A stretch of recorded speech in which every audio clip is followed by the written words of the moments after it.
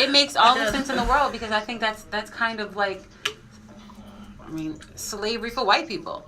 They don't see our scars. They don't see our wounds. So that happened, 100 years ago. What are you talking about? We just got to vote 50 years ago. Right? There are still things that are imbalanced, but they can't see it in their everyday lives. And if you don't have to interact with other people, then you really never see it. And if you live in certain areas of the country, you literally never have to see it until you see, something exploited on TV or there's this media, ravage craziness or something. You're like, those people over there. I'm like, you have no idea what their life look like. At least acknowledge their pain. I do have a question about that. You and your questions. Henry always, I'm just joking, but Henry always has these poignant questions, and he's like, I have a question. Yeah, exactly. Really good question. I have a lot of white friends, all right? And I do hear them say, why do we still talk about slavery when it's so long ago? Why remind everybody of that horrible time? Of course it was horrible. Wouldn't wish it on your worst enemy. Because they haven't owned up to it yet. Well, because they haven't even been taught it. They haven't owned up to it. The descendants of the enslavers and the slave traders and the slave catchers have not owned up to it yet. They have not given us an apology yet. They have not changed the system that was installed and created during slavery. We still have financial apartheid. We still have the highest incarceration rate on the planet. Right? Is it because of slavery though? What? No, but it's the same system. Because the 13th Amendment said slavery is hereby abolished. Except if a man is convicted of a crime, he is again enslaved and property of the state. Exactly. So have you read Michelle Alexander? I don't read. Have you? Darn it. Go see the 13th on Netflix. Yeah. See the 13th. I'm gonna go watch it today on Netflix. So I got another question. So what do y'all recommend if people are not slaves while they're incarcerated? What is it? To rehabilitate them? No, they are enslaved. So what do you recommend? They should not be enslaved, but just rehabilitated and put back? I mean, we need laws changed, right? Okay. Because people are getting incarcerated. 45% of people incarcerated didn't even get before a judge. Why? Yeah. Because they don't have any money. Yeah. So they're taking plea deeds. Yeah. You have people that's in jail just waiting. 45%. But that's white or black, right? Well, both, 80%. But it's disproportionately black and brown. It is. Is it because more black people commit crime? I'm being devil's advocate. I'm not saying that. No. Actually, no. No, it's not. Actually not. No. But very often we're going back live. We can exactly. We can continue this conversation on air. Wow. It's all about money. It's institutionalized. It's all about money. I would say Michelle Alexander. The first plantation that opened up for that, it was a vacancy law where they could arrest. I'm gonna get in here. Right? It's so interwoven. It's again? not even funny. It's so built into the fabric. It's crazy. Yeah.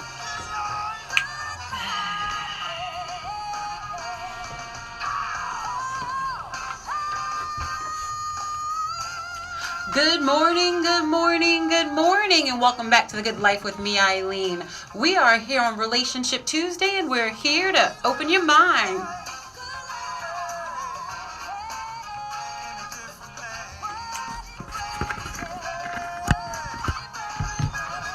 We are living the good life right here on WBOK 1230 AM. We are opening minds to living differently in the world with love, compassion, tolerance, and understanding for ourselves and everyone else. We do that right here weekdays at 11 a.m. I do not want to halt. I want to jump right back into the show. If y'all don't listen, if y'all aren't watching, if y'all aren't listening, y'all need to be here during the break because it went off. We are here with Mikala. She has a tour, the Black Heritage and Jazz New Orleans tour, which she speaks the truth. For reservations, please call her 504-457-9439. Again, that is 504-457-9439. You can find her at allaboutdat.com. let me, Yeah, there's right. no A. No, there's not. Allaboutdat.com. ALLBOUTDAT.com. And all of this information will be on all of our social media websites. That is at TGLradioshow.com and at WBOK1230. We're going to jump back into the conversation because, Henry, I don't know why you always wait to the end of the show to ask some compelling conversation question, but Dr. Wilborn says that's what counselors do. So Henry asked his question during the break. I'd like him to ask it again, and I'd love for Mikola and Dr. Wilborn to jump in after. All right. So question was, Or you can put both questions together so they can, start from where they like all right, with their responses. what I was saying was I have a lot of white friends, all right? So I get to hear from both sides, my black friends and my white friends. And a lot of my white friends feel like, why do we have to still learn about slavery? I understand it was a horrific time. I wouldn't wish it on my worst enemy. It was terrible. But why are we still learning about something that was so long ago? They wasn't even alive when slavery was happening. Why am I still hearing about that? That's my question. Why do I have to learn about Christopher Columbus? Right? I'm sorry, go ahead.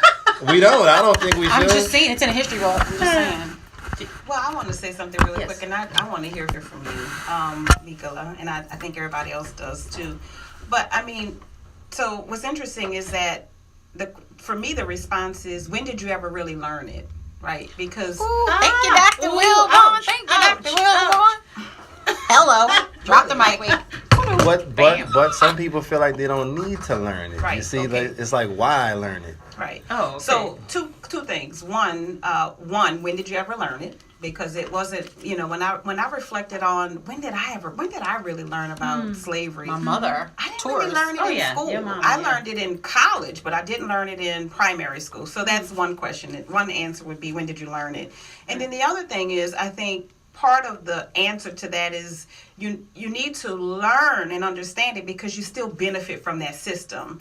That system, I think Yes. what people don't realize is that the system of slavery and race, and institutional racism permutates. And so when people tend to think about slavery, they think about people hanging from trees, and they think about this historical expression of slavery and lynching and so on and so forth, but they don't understand the contemporary lynching that takes place and how it permutates and looks in contemporary times. So the response I would give is that you benefiting from it still, that there are people who are still oppressed because of, and I would say, white male supremacy, because it's not even white females who necessarily benefit, but white male supremacy still allows white males in particular to benefit from this institutionalized racism that is still very much alive, very much present in education, very much present in our legal system, very much present in healthcare, very much in all of these different aspects, resources. And so that's why you still need to know, because it ain't gone. It's not gone. It's still here. Mikola. Yes. What is there left to say? Well, well, one of the things that I would definitely say to your white friends is that systemically, the politics, and especially what do you call it? I'm not from this language right now. Anyway, within the law, I call it south of justice, right? We have the largest incarceration population of the planet in the state of Louisiana. And then we could say, well, why is it interesting still? Well, then maybe if some of your white friends are attorneys or in the law, then maybe they would care to change this. In the 13th Amendment, it is said, slavery is hereby abolished as of 1865, right? Ta-da! Great. Except in the situation where a man is convicted of a crime, he is again enslaved and property of the state. So that means we have the largest enslaved population on the planet. So we could be extra sensitive and say, well, could we get that 13th Amendment off? Could we get that revoked? Why do we have so many people incarcerated that hasn't even been before a judge? Plea bargains. Right? And what does it do to us as women? As you said, toughen up, be strong, toughen up. And I am, I'm sensitive and I'm from somewhere else, but my mother was black and she was a tough cookie as well. But still, one of the things that I have repeatedly heard here is, you're a little too sensitive. You know, put your big girl pants on. You know, get over people it. say that. You know, get over it. I'm like, no, I'm going to go through it. No, it's my prerogative to stay sensitive because otherwise I'm going to lose my sensitivity. And I want to stay sensitive. I want to stay feminine. I am still an Amazon because I'm here. But there are plenty of things. Oh, and then one more thing to your white friends. 85% of all the black people that they meet are going to have an assumption that they're racist just because of the color of their skin. So if they're not, this would be an excellent opportunity, and I do say that on my tours, to let people know exactly where you stand. Because it is the time of healing. We only got us, and it's not only black. We need to get together, black and white and brown and just people. You know, we need to get past this separation because it's insensitive for them to even ask. Why do we still have to talk about that? That's extreme. Send them on my tours, please. I was about to say that. Y'all should go on the tour, Henry. All you of should, them. Well, you should take them on the tour. Yeah. And I mean, and my Do a tour is group tour. my tour is not about slavery, but that's where the tour starts. It ends with the Zulus, you know, so it ends ends somewhere else. But it is an important component. Also, police. We have today in our present situation, Black Lives Matter. We have this madness where police is brutalizing, killing our women and men And children. and children, right? Well, police started as slave patrol. There wasn't police here before. It was slave catchers because they were running after the equal of $250,000 running that way, $300,000 running that way, $450,000 running that way. But guess who was the highest price enslaved? The Take a black guess. man. The who? The black men? Really? No, the black women, because we reproduce. No, I don't know. Black we- women. yes. Yeah, we reproduce. Young black women. They call them fancy girls, sex slaves. Yes, ma'am. The women, the young, beautiful women that could make men feel good were the highest Not women. priced Young girls. girls. Young girls. girls. Yeah. Yeah, Yeah. These were girls. these were girls. They started at the tender age of 10. And when they got older, they would ship them to different plantations or they would kill them. When African women aged, they were no longer useful because they couldn't bear children. So they would either transfer them to a different plantation to die, or they would literally kill them because there was no just value. Poison them. Man, y'all depressing me. I can't wait. I'm pain averse. Lean into the pain. But Henry, I am so glad you said that, because that each and every day we avoid the pain. Yeah. We And it's avoid like- the conversation. You just said lean into the pain. Right. It's good with the pain. Then Right, we but- come into I real don't pain. like You're that. like, I don't nah. like that's that.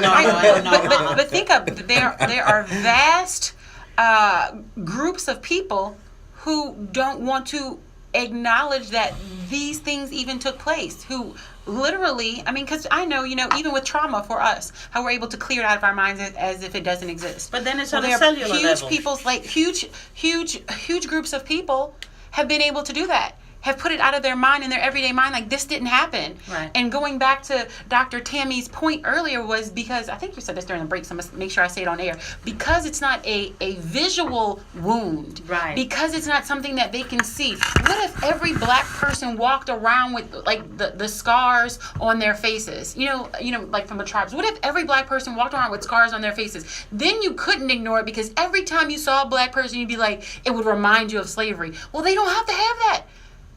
They don't have to have that reminder every day. You can go on your daily life, and like I said during the break, you're in communities where you never even have to see it. You can go move to the suburbs. You're not even around anyone that's a black, brown, or any other shade of the rainbow.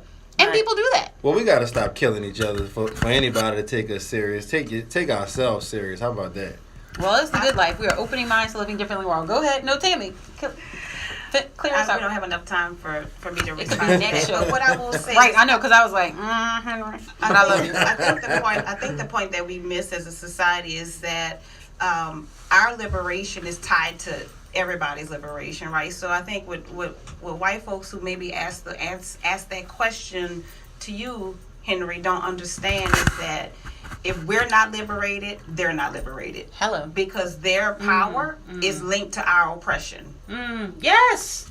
right? Beautiful. You can't you have said. power unless you're oppressing someone. Right. So you are not free. If we're not free, you're not free. Mm-hmm. And to me, that's the bottom line. Your liberation is connected to our liberation. Ooh, thank you so much. You know what? I'm going to leave it right there for Dr. Wilborn because she likes to drop the mic, and I love when she does. We had Mikola in the studio today, and she said she likes her tour to invoke conversation, and that's exactly what you have done here today. So I want to thank you for being here. Thank you for having I me. appreciate you. Appreciate it. I want you to please let our listeners know how they can, contact you if they want groups. I think everyone should take this tour. Everyone should take this tour. Your children, your companies, Your church. your church. Y'all, Your this is a family tour. Your reunions. family reunions. Yeah, we have Everybody a lot needs to of get in fun. touch with her. So 504-457-9439. Repeat 504-457-9439, or email me on allaboutdattours@gmail.com, and that's allaboutdattours@gmail.com. thanks so much for being Good Life. We are making the ask. So I make the ask of you to reach out and to take this tour and to open your mind to living differently in the world. Again, that is the Black Heritage and Jazz New Orleans tour. We had Mikola as a special guest. Of course, we had Dr. Tammy Wilborn. We have Henry Jolly, our relationship resident therapist. And again, the number for the tours is 504-457-9439. 504-457-9439. And all of that information is at www.allaboutdattours.com.